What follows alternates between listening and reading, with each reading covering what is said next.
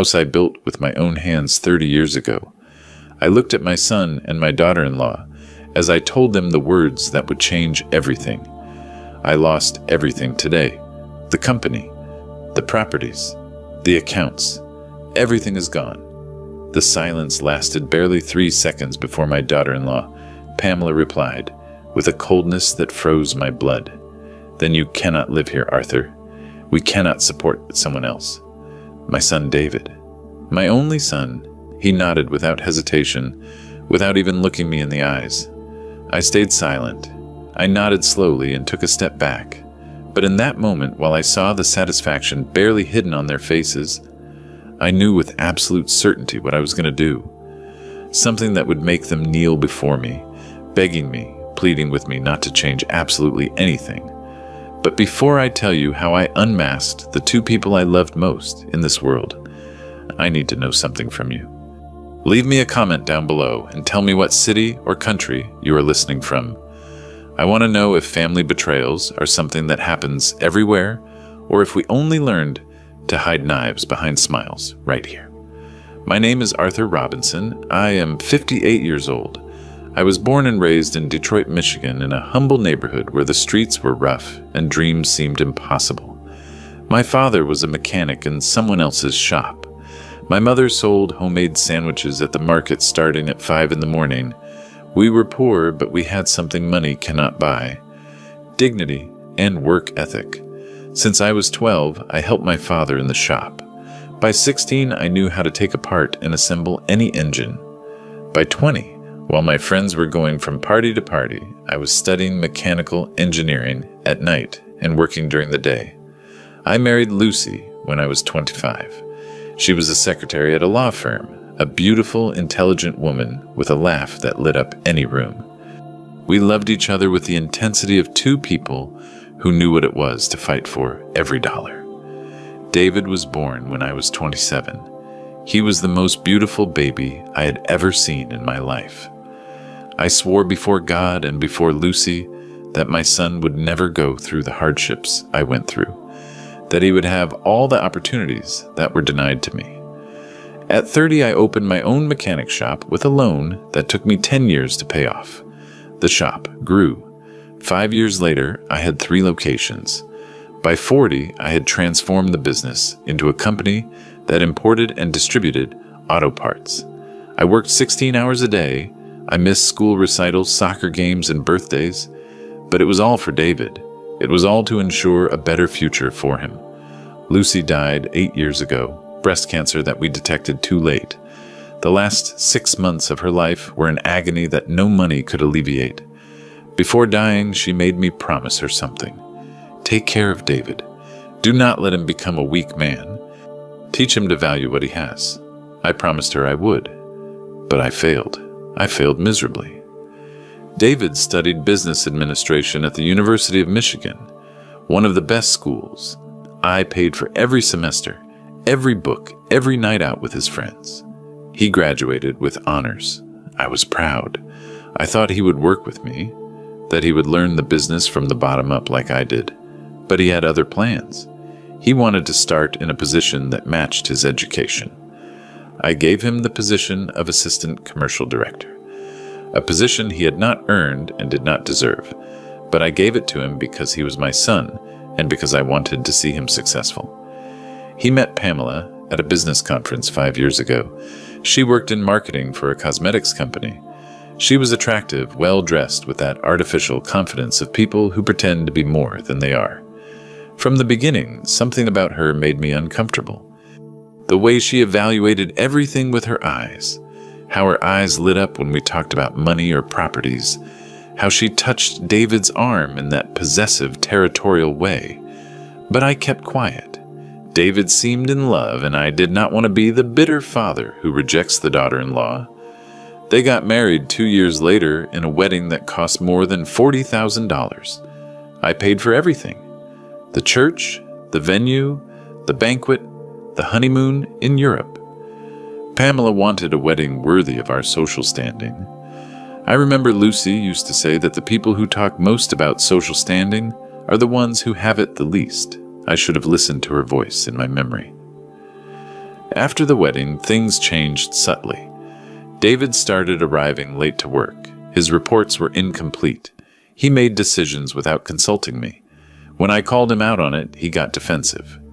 Pamela says you treat me like an employee, not like your son. Pamela says I should have more autonomy. Pamela says, it was always Pamela. A year ago, they pressured me to buy them a house. Not just any house. A residence in a gated community in Bloomfield Hills.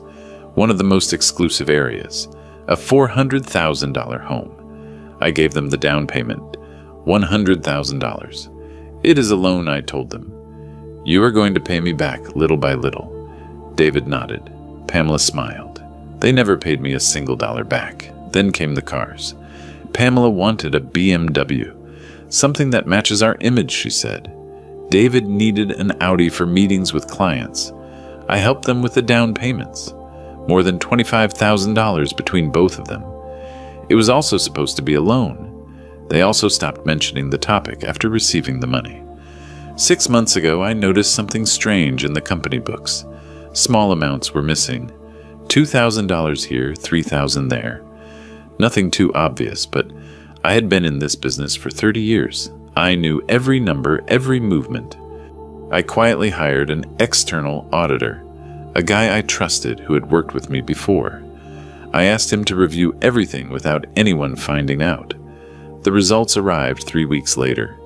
David had been diverting company funds for over a year. Fake invoices, phantom vendors, inflated bonuses. In total, he had stolen almost $150,000. $150,000 that were supposedly temporary loans he was going to return when the opportunity arose. The auditor also found something more disturbing. Internet searches on David's computer about inheritances, wills, and how to declare the mental incapacity of an elderly adult. I sat in my office with that report in my hands and I cried. Not from sadness, but from rage, from disappointment, from a sense of betrayal. So deep, I felt it tearing my heart out. This was my son, the boy I had carried on my shoulders, who I had taught to ride a bike, for whom I had sacrificed everything, and he was stealing from me. Worse still, he was researching how to declare me incompetent, to keep everything before I died, naturally. But I said nothing. I did not confront David. I did not call Pamela. Instead, I started my own investigation. If 30 years of business had taught me anything, it was that information is power, and I needed to have all the power possible before moving a single piece on this board. I hired a private investigator, a retired police detective named Maurice, who had contacts everywhere. I gave him clear instructions. I need to know everything about David and Pamela, where they go, who they talk to, what they do, what they spend money on, everything. The reports started arriving weekly, and each one was worse than the last. Pamela had rented an office in a commercial area where she supposedly had her own consulting firm. But there was no firm. The office was a front. What did exist were frequent meetings with a lawyer specializing in family law and estates. A guy named Gerald Sanders, known in the city for handling shady cases of disputed inheritances. David was meeting with a private psychiatrist every 2 weeks, not to treat himself. The conversations that Maurice managed to partially record from the parking lot revealed they were discussing third-party medical evaluations and diagnoses that could support incapacity and necessary documentation for legal processes. But what really destroyed me was the recording Maurice obtained from a dinner between David Pamela and the lawyer Sanders in an Italian restaurant downtown. The audio quality was excellent, and what I heard made me understand that my worst suspicions fell short. Pamela asked, "How long does the complete process take?" Sanders replied, "It depends. If you have a solid medical diagnosis demonstrating cognitive deterioration or early onset dementia, it can be relatively quick. 4 to 6 months. We need 2 independent evaluations," David asked. "And if he resists?" "My father is stubborn. He will not accept going to the doctor just because I ask him," Sanders said. "That is why you need to document erratic behaviors. major forgetfulness, questionable business decisions, anything that can be painted as mental deterioration. It also helps if there are witnesses, employees' acquaintances, people who can testify they have noticed changes, Pamela said. I have a psychologist friend who can help with that. She can do casual evaluations in social settings. David asked, and afterwards, once we declare him incompetent, can we do what we want with the properties? Saunders answered. If David is named legal, guardian, or conservator, yes, he can manage all assets, sell, mortgage, invest, all under the assumption that he is acting in the father's best interest. Sure, there is judicial supervision, but if everything is documented correctly, Pamela asked, how much is all this going to cost us? Sanders said, my fees are $30,000. Plus medical expenses, expert testimonies, possible appeals. Let us say $50,000 to be safe. But it is an investment considering we are talking about an estate of over $2 million. $2 million. That was the estimated value of everything I had built. The company, the properties, the investments, and my son. My son was planning to steal everything from me by declaring me crazy. Not when I died, not waiting for nature to take its course. Now, while I was still alive, healthy, completely capable.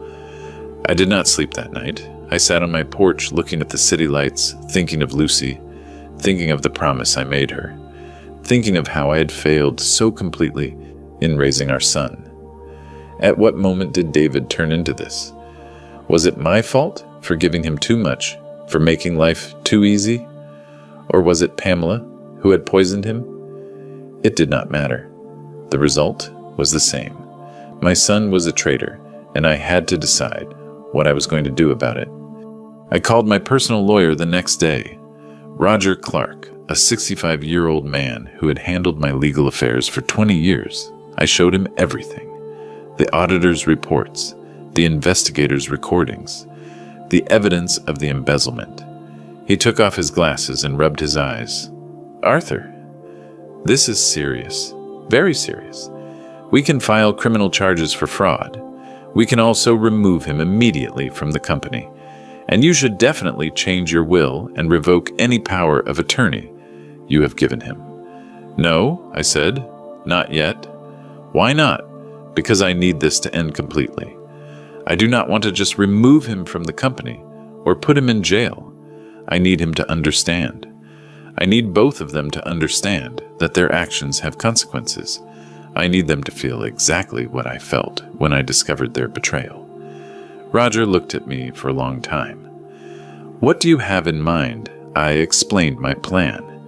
It was risky. It required perfect timing.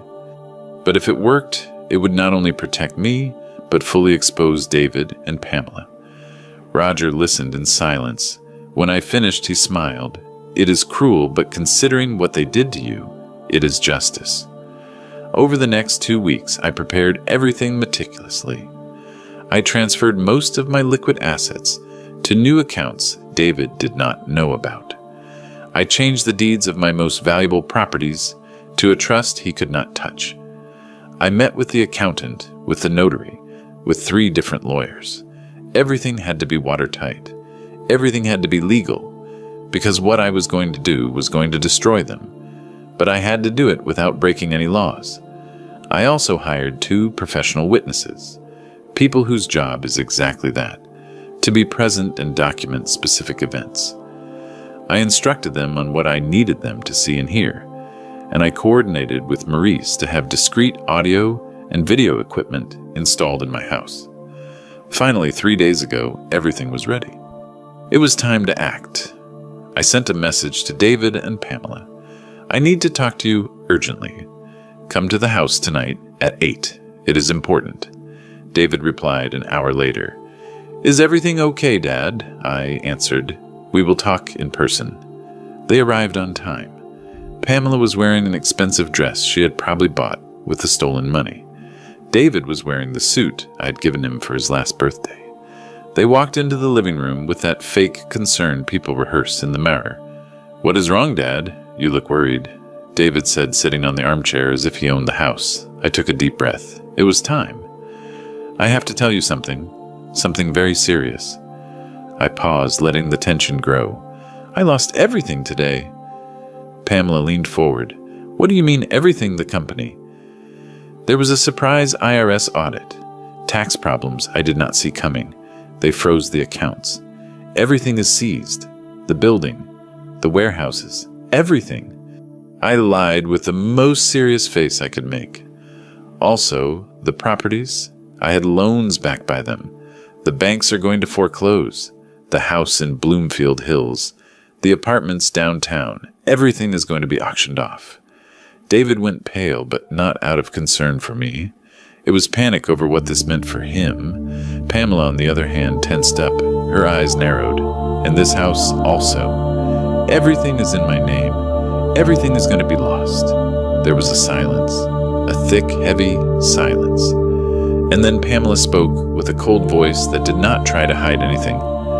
Then you cannot live here, Arthur. I stared at her. Excuse me, I said you cannot live here. If you are going to lose this house anyway, it makes no sense for you to stay here. And us? We cannot support you. We already have our own expenses. We cannot take charge of someone else. I looked at David, my son, my only blood. I waited. I prayed internally that he would say something, that he would defend me, that he would tell his wife she was crazy. But he just nodded, without hesitating, without looking me in the eyes. Pamela's right, Dad.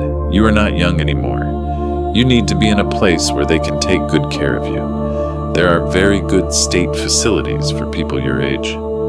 Facilities. Nursing homes. They were sending me to a state nursing home before I could become a burden. I stayed silent. I nodded slowly. I took a step back as if I accepted my fate, as if I were the defeated old man they needed me to be. I saw the satisfaction in Pamela's eyes. I saw the relief on David's face. They thought it had been easy, that I had given up without a fight. I understand, I said with a broken voice, acting my best role. I suppose you are right. I am not useful to anyone anymore. Without money, without a company, I am just a burden. Pamela stood up, smoothing her dress. Do not take it personally, Arthur. It is just that we have to be practical. You understand business. Sometimes you have to make hard decisions. Sure, I murmured. Hard decisions. David finally looked at me. There was a glint of something in his eyes. Guilt, discomfort. But it was not enough to make him change his mind. Dad, we will help you find a good place.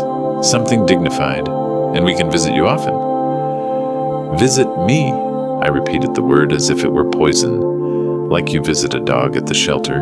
Do not be dramatic, Pamela said with an irritated tone. Many people your age live in homes. It is the most sensible thing. I took a deep breath. The moment had arrived. I took my phone out of my pocket. There is something I want to show you before you leave. Pamela frowned. What is it? I pressed play on an audio recording. The voice of the lawyer Sanders filled the room. If you have a solid medical diagnosis demonstrating cognitive deterioration, or early onset dementia, it can be relatively quick. 4 to 6 months. The color disappeared from David's face. Pamela stood up abruptly. What is that? I kept playing it. Their own voices talking about declaring me incompetent, about seizing my properties, about stealing everything while I still breathed. Every word, every plan, every betrayal documented in crystal clear audio. When the recording ended, the silence was absolute. David was trembling. Pamela looked at me with a mixture of panic and rage. That is illegal. You cannot record people without their consent. Actually, Roger stepped out from the dining room where he had been waiting for my signal. Michigan is a one-party consent state for recordings, if you are part of the conversation. But regardless, when there is reasonable suspicion of criminal activity and conspiracy to commit fraud and dispossession, the rules change. Pamela turned to the lawyer. Who the hell are you, Roger Clark, Mr. Robinson's attorney? And I have very bad news for you two. He opened his briefcase and took out a thick folder. Besides the conspiracy to falsely declare mental incapacity, we have evidence that David has diverted almost $150,000 from the family company. Fake invoices, phantom vendors, all documented. That is aggravated fraud and embezzlement. David collapsed onto the couch. Dad, I was going to return it. It was temporary. We just needed what my voice raised in volume. You needed to steal from me. You needed to plan to declare me crazy to keep everything I built. You needed to betray me. You never gave us enough, Pamela shouted, always controlling every dollar, every decision. David is your son. He has a right to live well, to have what corresponds to him. What corresponds to him, I repeated with bitterness. I gave him a job he did not deserve. I paid for an education that cost a fortune. I lent him money for his house, his cars, his wedding. And this is what I receive: conspiracy and theft. Roger intervened. Mr. Robinson, if I may, he addressed David and Pamela. You have two options. Option one, we file criminal charges right now. With the evidence we have, David is looking at 5 to 10 years in prison for fraud. Pamela can be charged as an accomplice. There is also the matter of Attorney Sanders, who could lose his license for participating in these types of schemes. Pamela opened her mouth to protest, but Roger raised his hand. I am not finished. Option 2. You sign an agreement right now where David resigns from any position in the company. You return every dollar you stole. You renounce any claim on Mr. Robinson's inheritance and accept to stay away from him unless he specifically seeks you out. If you accept option 2, Mr. Robinson will not press charges. That is blackmail, Pamela hissed. No, Roger said calmly. It is mercy, something you clearly were not going to offer him. David finally spoke with a broken voice. Did you really lose everything, Dad? Or was that also a lie? I looked him in the eyes. Of course it was a lie. Do you think after 30 years building a business, I was going to lose everything because of an audit? But I needed to know. I needed to see who you really were. And now I know. So you still have all the money, Pamela said, and I could see the wheels turning in her head, looking for an angle, some way to save the situation. Not only do I have all the money I told her, I have something better. I have the truth, and I am going to make sure everyone in Detroit knows what kind of people you are. Pamela turned to David. We are not going to sign anything. Let us get our own lawyer. We can fight this. You can try, Roger said. But I warn you, we have enough evidence to sink both of you. And when this goes public, when all your friends, your business, contacts, your family find out what you did, who do you think is going to want to associate with you? It was true, and they knew it. In a business community like this, one scandal destroys you socially. David understood it first. If we sign you, really will not press charges. If you sign now, I said, and comply with every term of the agreement, I will not go to the police.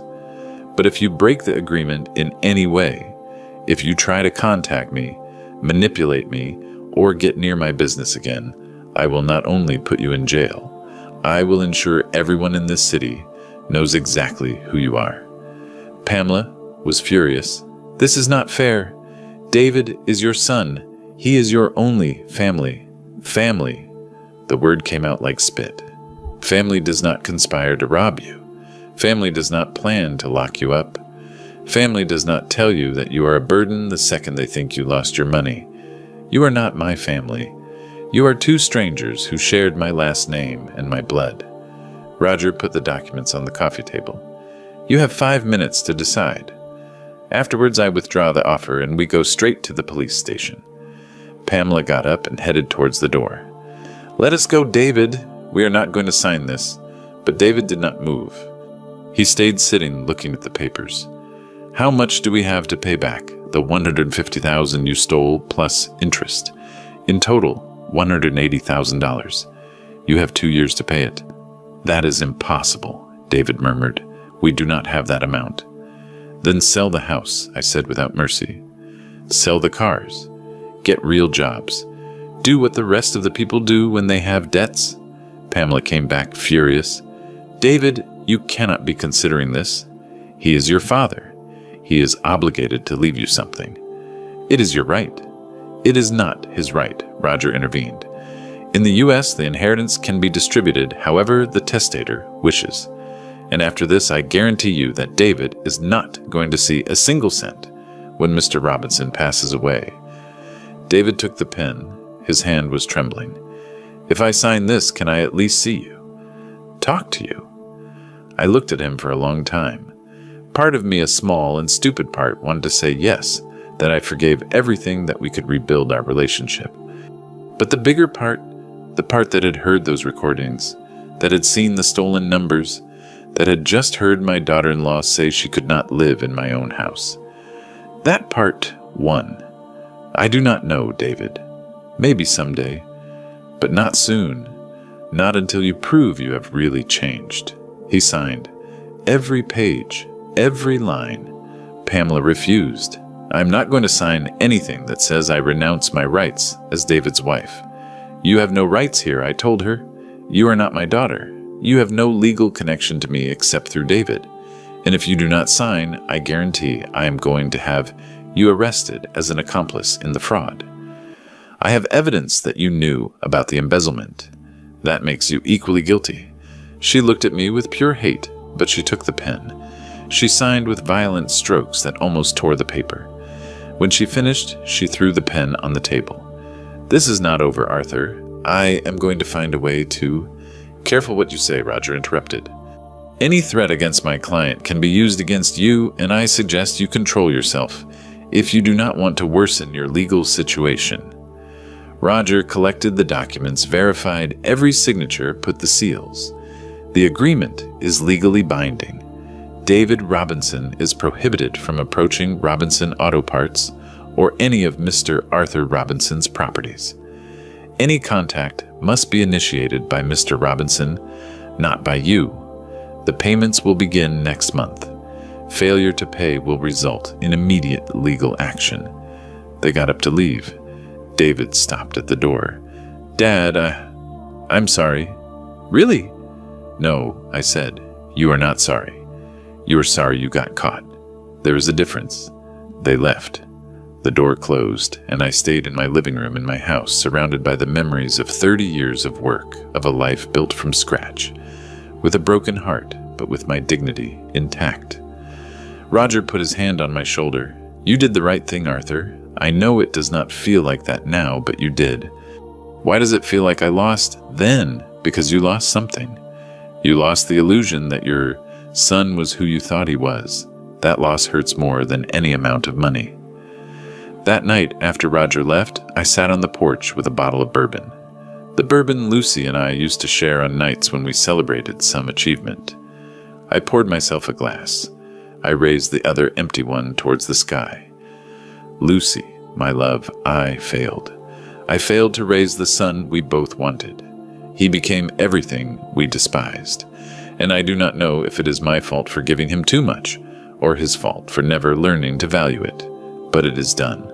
And now I have to live with this. The phone rang. It was Maurice, the investigator. Mr. Robinson, I thought you should know. David and Pamela just arrived at their house. They are fighting in the street. The neighbors are watching. Do you want me to keep documenting?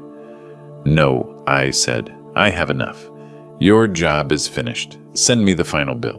One more thing, Mr. Robinson. Pamela's mother, Mrs. Higgins, called my office. She wants to speak with you. She says she has important information. That surprised me. Pamela's mother wants to speak with me. Yes? She sounded worried, scared. She even said there are things about her daughter you need to know. Things about Pamela's past that could explain her behavior. Give me her number. I hung up with Maurice and dialed the number he gave me. Mrs. Higgins answered on the first ring. Her voice was trembling, anxious. Mr. Robinson, it is me. Maurice told me you wanted to talk. Thank you for calling. I know you probably hate me. I am Pamela's mother, and she has done terrible things. But you need to know the truth about my daughter. I am listening. Pamela was not always like this. Or maybe she was, but I did not want to see it. When she was young, she stole money from my purse several times. She lied to her father about everything. She manipulated situations to get what she wanted. I thought it was a phase that she would mature. But it got worse when she met David. Why are you telling me this now? Because I heard what happened tonight. David called me crying. He told me everything. And I need you to know that my daughter is planning something. She is not going to accept this. She is going to seek revenge. I felt a chill. What kind of revenge, I do not know exactly, but I know her. When Pamela feels she has been humiliated, when she feels she lost, she becomes dangerous. She has destroyed relationships, reputations. Once she almost ruined the career of a former co-worker who rejected her for a promotion. Are you warning me that your own daughter is a threat? There was a long pause. I am her mother, but I also have a conscience. And what they were planning against you was wrong, very wrong. David is weak. Pamela controls him completely. And now that you expose them, now that you took away their perfect plan, she is going to want to hurt you. You need to be alert. Do you have any proof of what you say? I have messages, conversations where she talks bad about you, where she plans things. I can send you screenshots. And there is something else. Something I discovered reviewing Pamela's papers. Something I think you should see in person. What is it? I cannot talk about this over the phone. Can you meet with me tomorrow, somewhere neutral? A coffee shop, maybe?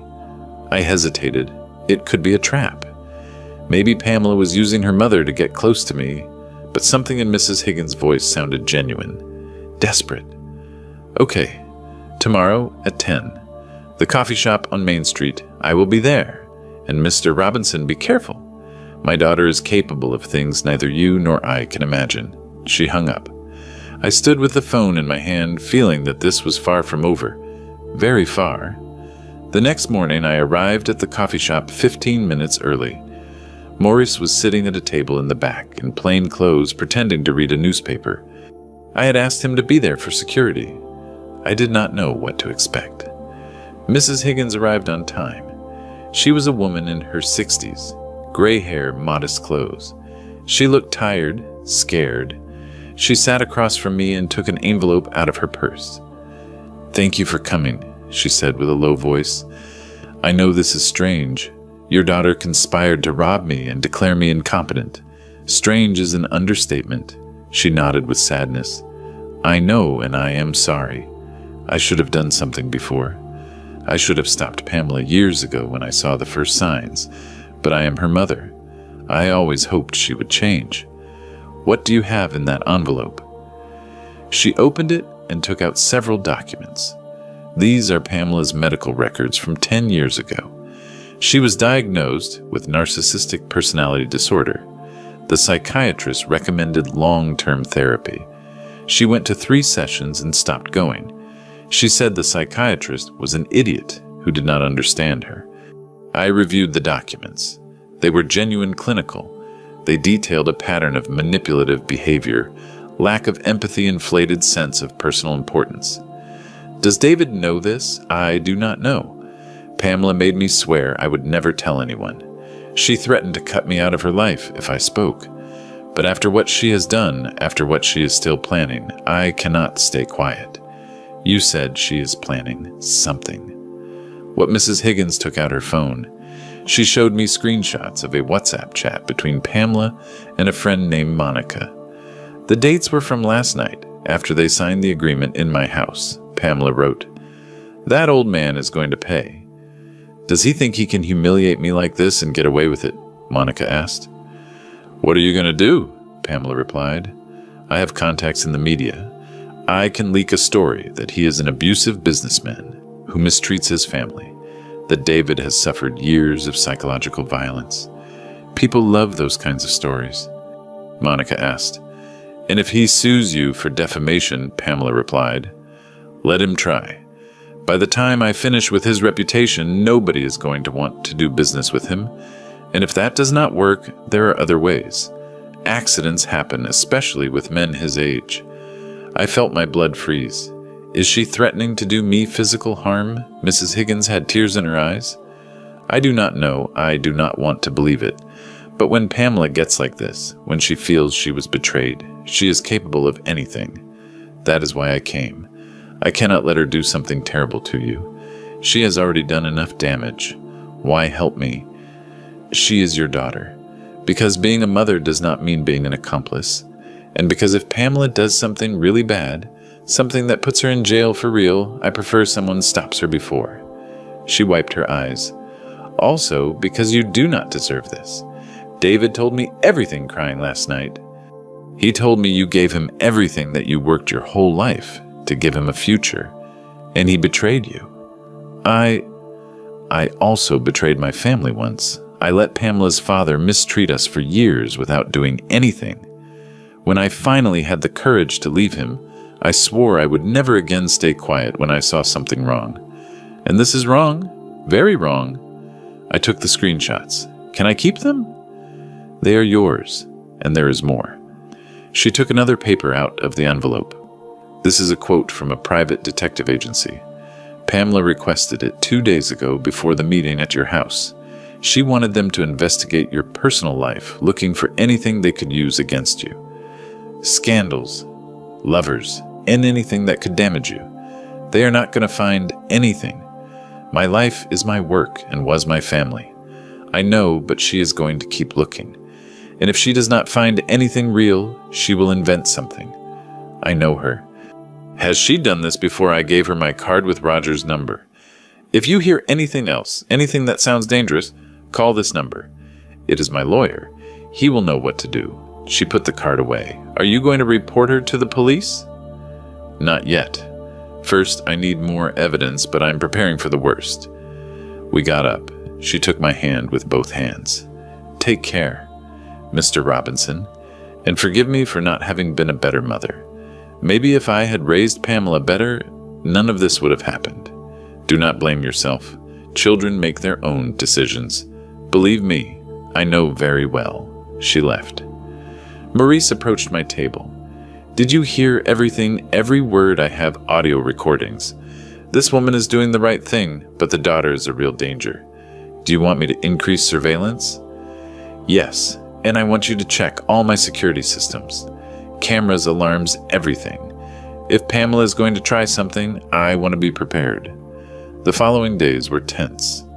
I hired private security for my house and my office. I installed additional cameras. I informed my staff about the situation without going into details, just telling them there was a family conflict and they should report anything strange. Pamela did not waste time. 3 days after our confrontation, rumors began to circulate in the business circles of Detroit that I was an abusive father, that I had mistreated David all his life, that I had exploited him at work. Some of my contacts called me worried, asking if it was true. "It is completely false," I told each one. "It is a smear campaign orchestrated by my daughter-in-law after I discovered they were stealing from the company. I have complete documentation if anyone wants to see it." Most believed me. I had been doing business in Detroit for 30 years with integrity. My reputation was solid, but some doubted, and that was exactly what Pamela wanted, to sow doubt. A week later, I received a call from the company accountant. "Mr. Robinson, we have a problem. Someone tried to access the accounting system from outside using David's credentials. The system blocked access, but whoever it was knew detailed information. Could you trace where the attempt came from? An IP address from an internet cafe in Dearborn. Impossible to know who specifically. Change all passwords, all of them, and activate 2-factor authentication for everything." I already did, but Mr. Robinson, this means whoever tried to get in has privileged company information. Information only David would have. Or Pamela, I thought. David probably gave her access to everything when they thought they were going to inherit the company. Thanks for letting me know. Stay alert in case there are more attempts. That afternoon, Roger called me urgently. "Arthur, we have a legal problem. Pamela filed a complaint with Adult Protective Services alleging elder abuse. What she says, you forced her to sign documents under coercion, that you used threats and manipulation, that David is afraid of you. It is completely false, we know that. But still, they have to investigate. A social worker is going to contact you for an evaluation. This is ridiculous. I have recordings of everything. I have witnesses. I know. And we are going to present all that evidence. But prepare yourself for this to get ugly. Pamela is escalating. Defamation was not enough for her. Now she is using institutions against you. The social worker arrived 2 days later, a professional woman in her 40s named Gwen. She asked me questions about my mental health, my financial situation, my relationship with David. I showed her everything. The recordings, the fraud, documents, the signed agreement, Mrs. Higgins's testimony. She listened to everything with a serious expression.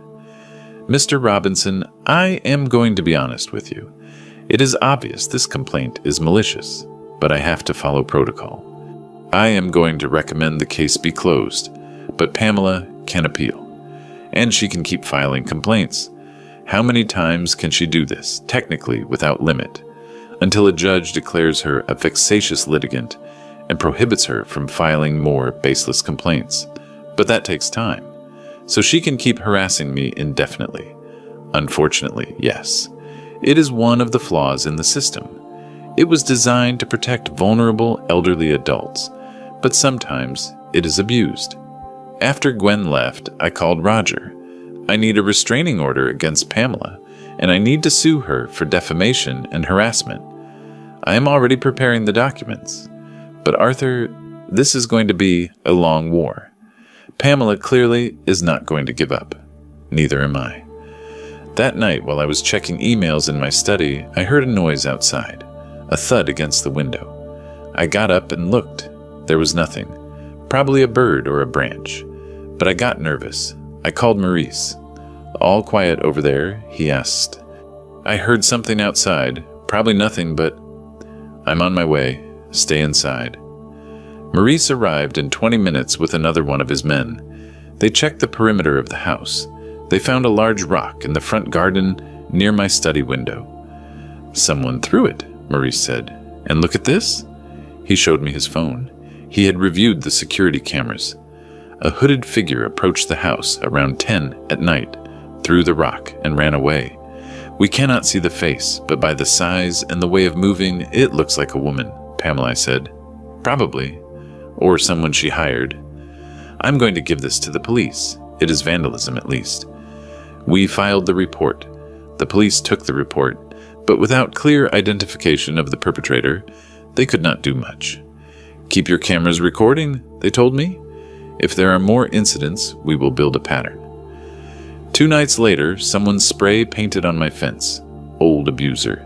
The cameras captured it. Again, a hooded figure impossible to identify. I called the police again. This time they took paint samples, photographs, but it was still not enough for an arrest. She is trying to provoke me, I told Roger. She wants me to do something impulsive, something she can use against me. Then do not give her the pleasure. Keep calm. Document everything. We are building a solid case. But keeping calm was becoming increasingly difficult. I could not sleep well. Every noise woke me up. I started taking different routes to work. I checked my car before getting in. I felt paranoid, but the paranoia was justified. A week later, I received a call from my bank. Mr. Robinson, there was an attempt at a fraudulent transfer from your account. Someone tried to transfer $50,000 to an overseas account. Our security system blocked it, but we need you to come immediately to review everything. I arrived at the bank in 15 minutes. The manager showed me the details. The attempt was made using my correct personal information, social security number, date of birth, account number. How did they get all this information? That is the worrying question. Mr. Robinson, either there was a data leak or someone very close to you has access to your personal documents. David, I thought.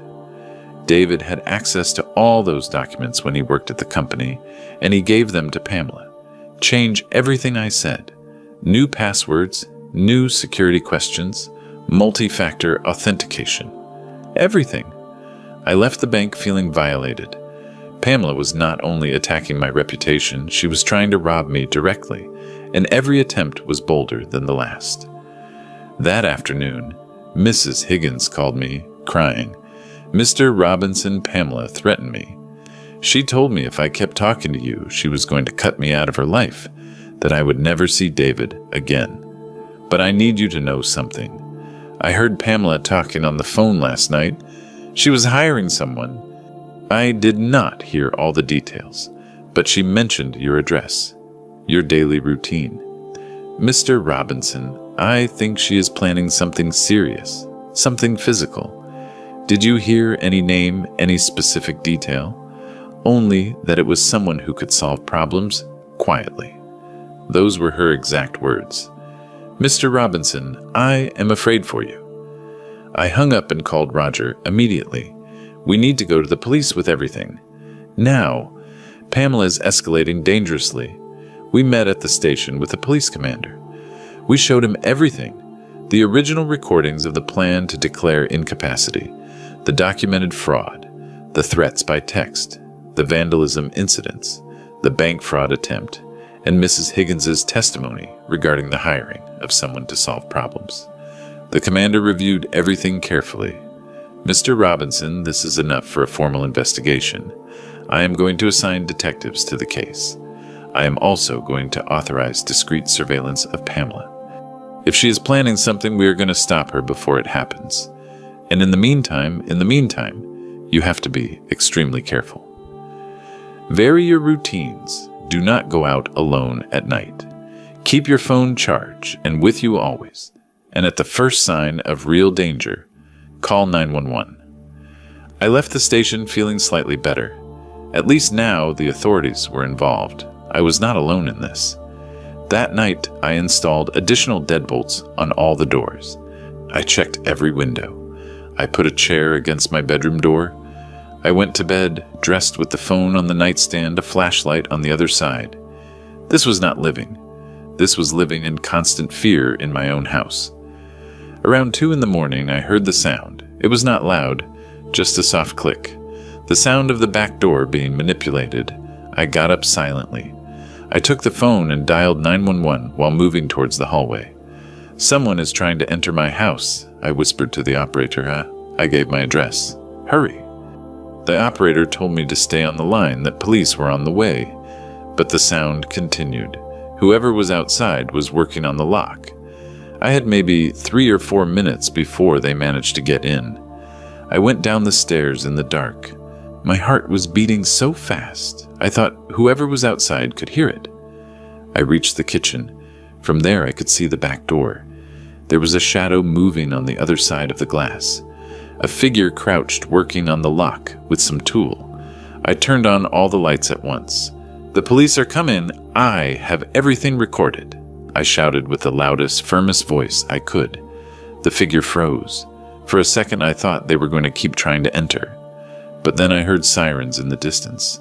The figure got up and ran. I saw them disappear through the back garden, jumping the fence towards the alley. Blue and red lights illuminated my house. 3 patrol cars arrived in less than 2 minutes. The officers checked the whole property. They found the tools the person had left, a professional lockpick set, and they found something else. Shoe prints in the garden mud. Small size, probably a woman's. Do you have enemies, Mr. Robinson? One of the officers asked. I have a daughter-in-law who is trying to destroy me, I replied, and I told them everything. They took my full statement. They photographed the evidence. We are going to patrol your street every hour tonight, they told me, and tomorrow you should consider hiring private security. When they left, it was almost 4 in the morning. I could not go back to sleep. I sat in the living room with all the lights on, waiting for dawn, wondering how far Pamela was willing to go. The answer came the next day. Maurice called me at 9 in the morning. Arthur, you need to see this. He sent me a link. It was an article on a local gossip blog. The headline read, Prominent Detroit Businessman Accused of Family Abuse and Fraud. The article was a poisonous mix of half-truths and complete lies. It said I had exploited my son for years, that I had forced him to work in abusive conditions, that I had stolen ideas and credit. It cited sources close to the family, saying David lived in fear that I had threatened to disinherit him if he did not obey every order. There was even a photo of me taken from my LinkedIn profile, edited to make me look menacing. "This is pure defamation," I told Roger when I sent him the link. "Every word is a lie. I know I am already preparing a lawsuit against the blog and against Pamela as the source, but the damage is already done. This is circulating on social media. Some of your clients have seen it." And it was true. During the day, I received calls from 3 important clients asking about the article. 2 of them wanted to pause our contracts until the situation cleared up. The 3rd directly canceled a big order. Pamela was achieving exactly what she wanted: destroying my business, my reputation, my life, and she was doing it methodically without leaving direct fingerprints connecting her. That afternoon, the police commander called me. "Mr. Robinson, we have news. We managed to identify the shoe prints from last night. They match a pair of boots we found in a trash search near your house. And on those boots, we found DNA. We are processing it now. How long do results take with priority? A week, maybe less.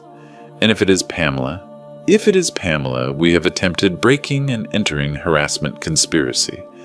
It is enough for an arrest warrant. Finally, some hope. Thank you, Commander." But Pamela did not wait for the results to arrive. That night, David appeared at my door. He was alone, gaunt, dark circles under his eyes. "Dad, I need to talk to you, please." I hesitated. It could be another trap, but he was my son, and something in his voice sounded broken. I opened the door but stayed in the frame. "Speak. Pamela is out of control. She is obsessed with destroying you. She does not sleep anymore. She spends hours planning the next move. I told her to stop, that we had already signed the agreement, that we should just move on. But she does not listen to me. She never listens to me. And you come to tell me this now, after she tried to break into my house, after she is ruining my business. I come to warn you because last night I heard something that scared me. Pamela was talking to someone on the phone. She said, if Plan A does not work, we have to move to Plan B. I asked her what that meant. She told me not to worry. But Dad, the tone of her voice, there was something dark there, something dangerous. Do you know what Plan B is? No, but I think it might be something physical, something to hurt you for real. Tears ran down his face. I cannot allow that. I cannot be part of that. I may be a thief and a traitor, but I am not. I cannot be an accomplice to something worse. I looked at him for a long time.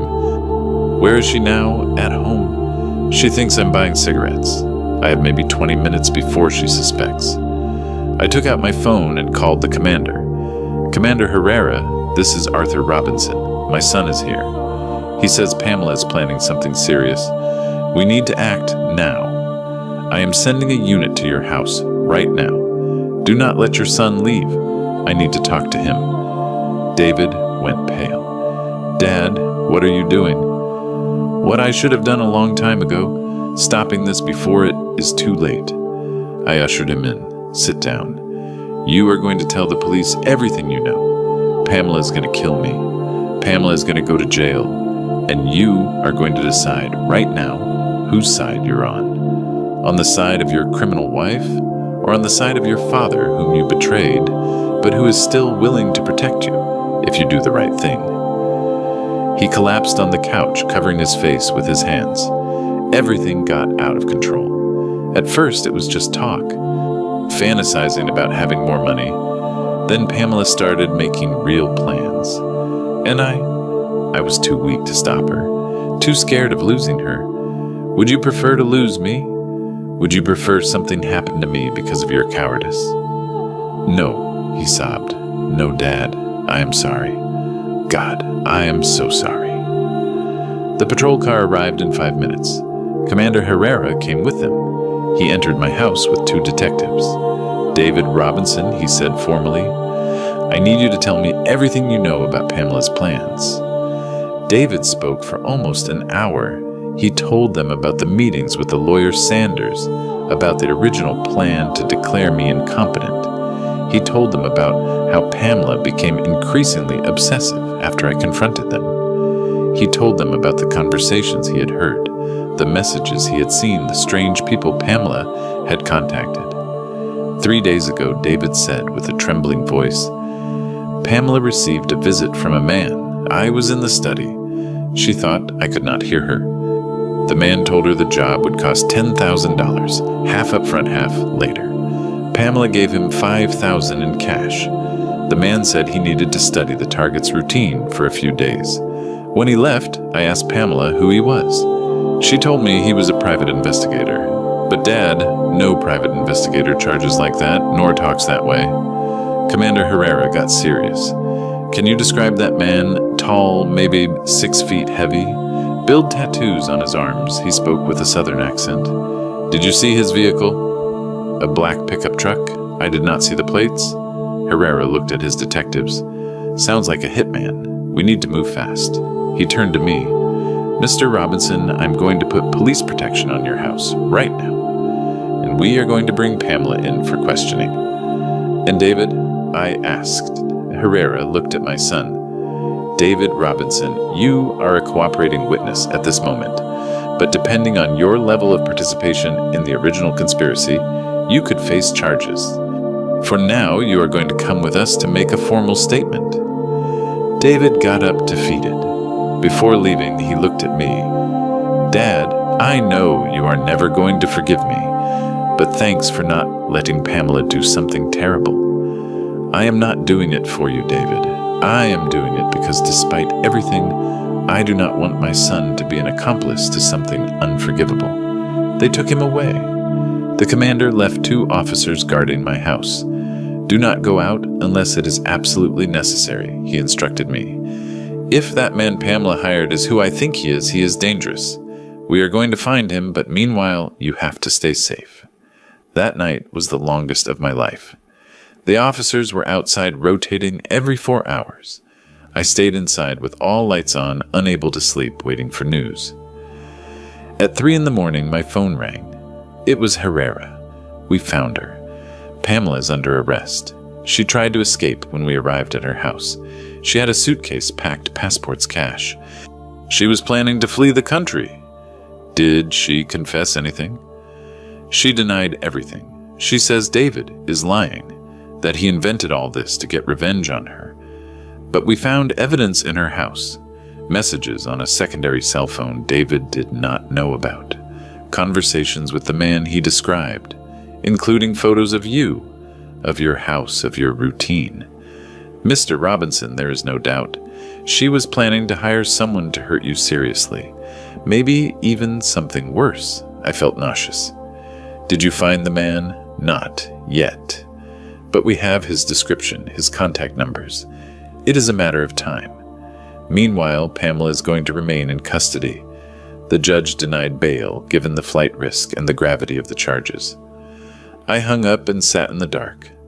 Pamela, the woman my son had loved, who had eaten at my table, who had played with the idea of giving me grandchildren, had hired someone to harm me, to maybe even end my life. All for money, all for greed. The next day, the story exploded in the local media. Businesswoman arrested for conspiracy to hire hitman against father-in-law. The details were scarce, but sufficient. My company phones did not stop ringing.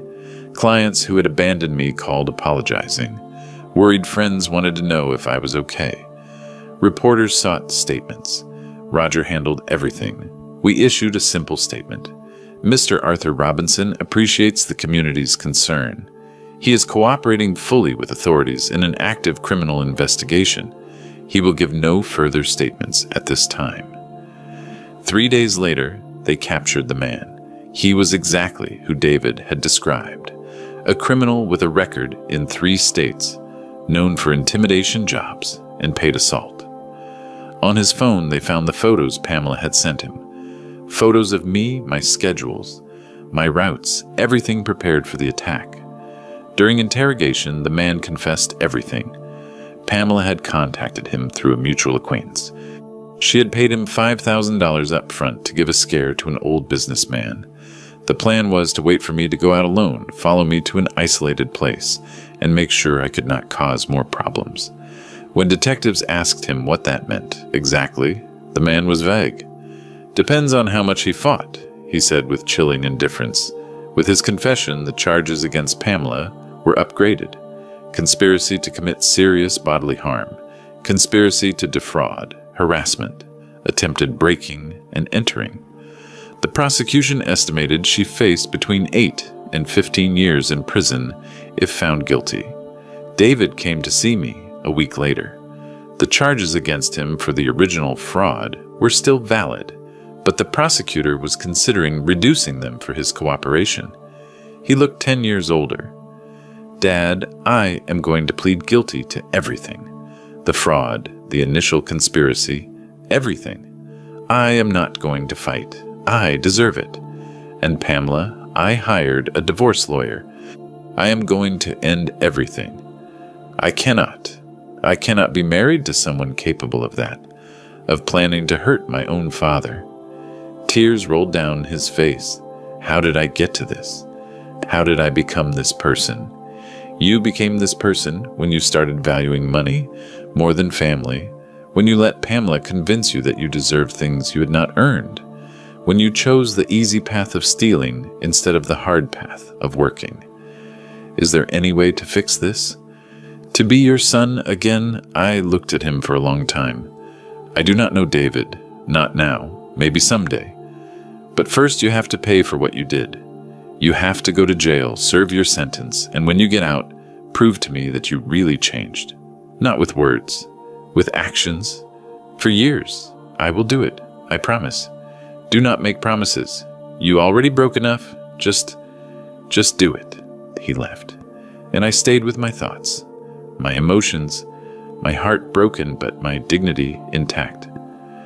Pamela's trial lasted 3 months. The evidence was overwhelming. The original recordings of the conspiracy to declare me incompetent, David's testimony, the hitman's testimony, the messages on her phone, the photos, everything. Her lawyer tried to argue she was mentally disturbed. That old diagnoses of narcissistic disorder showed she was not completely responsible for her actions, but the prosecutor destroyed that argument. Pamela planned meticulously every step. She deleted evidence. She used secondary phones. She planned to escape the country. Those are not actions of someone who does not understand the difference between right and wrong. Those are the actions of a calculating criminal. The jury deliberated for 2 days. When they returned with the verdict, my heart was beating so fast I thought everyone could hear it. Guilty, they said. Guilty on all charges. The sentence arrived a week later, 12 years in prison. Pamela showed no emotion when the judge sentenced her. She only looked at me once with cold eyes, empty. And in that moment, I realized she had never felt anything real for me, not even genuine hate. She had only seen an obstacle to what she wanted, and when that obstacle did not move, she decided to eliminate it. David was sentenced separately. 3 years in prison for fraud, reduced from 5 for his cooperation. He also had to pay me back the $150,000 he had stolen, plus interest. When they took him away handcuffed, he looked at me one last time. "I am sorry, Dad," he said. I did not answer. There was nothing to say. The following months were of rebuilding. My business had suffered but survived. Some clients returned apologizing, others did not. But I had built the company solid enough to weather the storm. I hired a new assistant commercial director, a brilliant woman of 35 with real experience, not just a degree. I promised myself I would never again mix family with business, that I would never again let love blind my judgment. Mrs. Higgins came to see me one day. She brought a pie she had baked. "I do not know how to apologize for what my daughter did," she said with tears. "But I want you to know I am grateful you are okay and that justice was done. You did the right thing warning me," I told her. "You probably saved my life. Have you heard from David?" "He writes me letters from prison. I have not read them. Are you going to read them someday? I do not know. Maybe when it hurts less." A year passed, then 2. David served his full sentence without additional reductions. When he got out, he did not come directly to me. He got a humble job at a mechanic shop, not mine, another one. He started from the bottom as an apprentice mechanic, earning a fraction of what he used to earn. I found out because the owner of the shop was an old friend. "Your son is working for me," he told me. "He arrives early, leaves, late works, hard never complains. I think he is really trying to change." Good was all I said.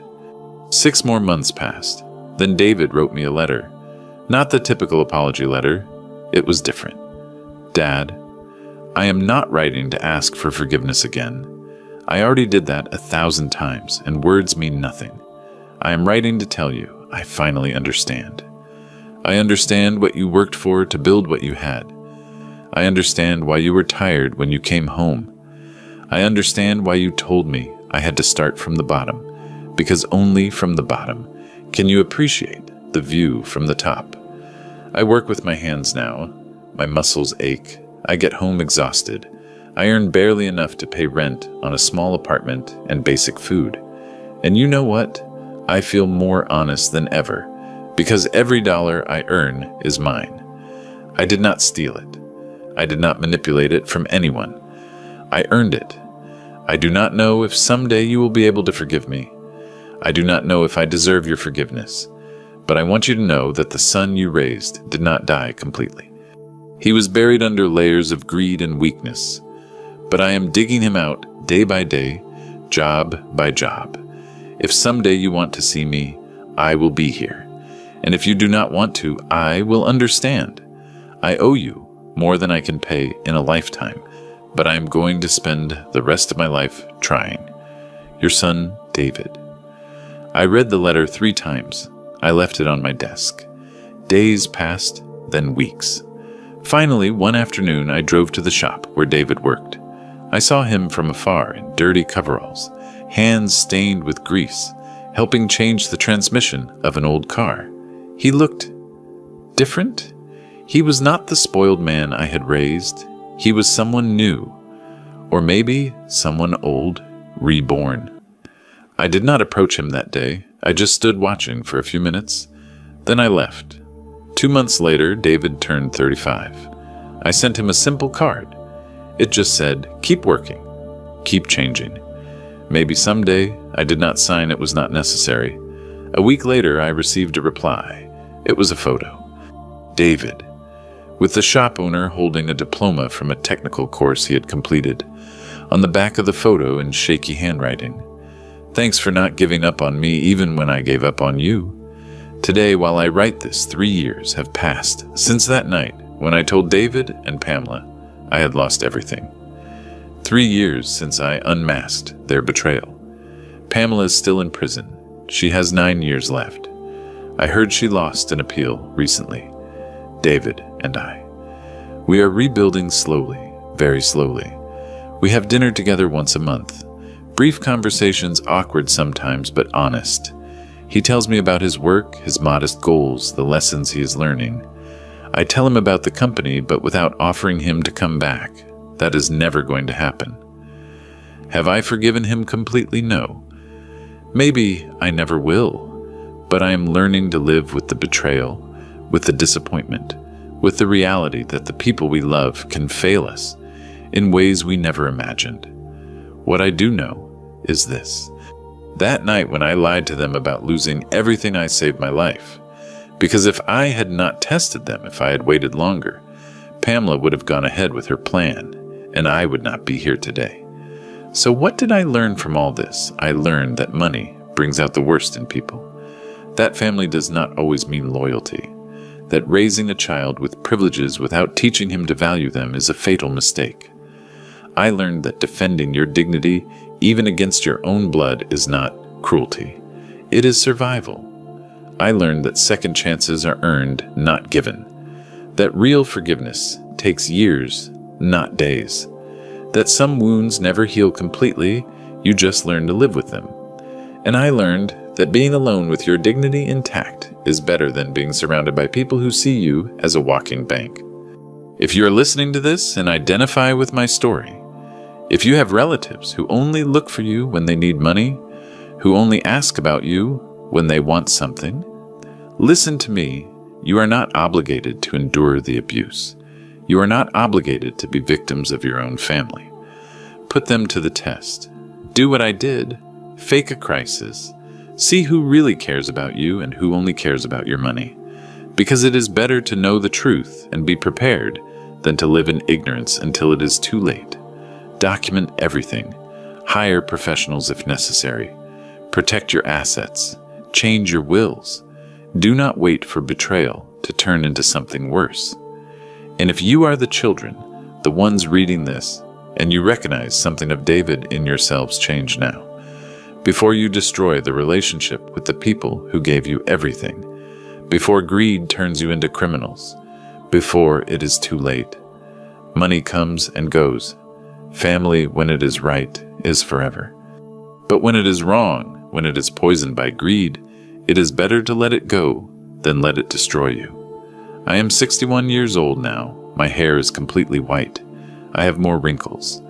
But when I look in the mirror, I see a man who defended himself, who did not allow them to destroy him, who chose dignity over fake peace, and that at the end of the day is the only thing that really matters. A week ago, David called me.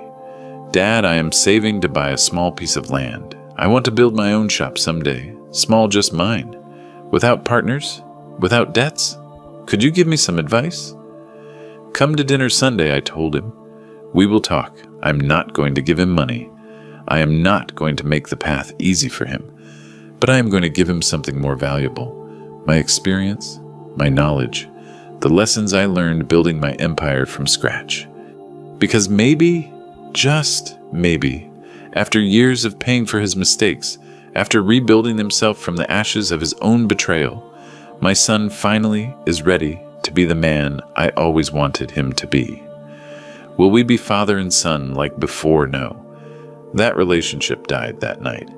But we are building something new, something based on earned respect, not shared blood, something based on truth, not expectations. And maybe that is better. Maybe that is more real.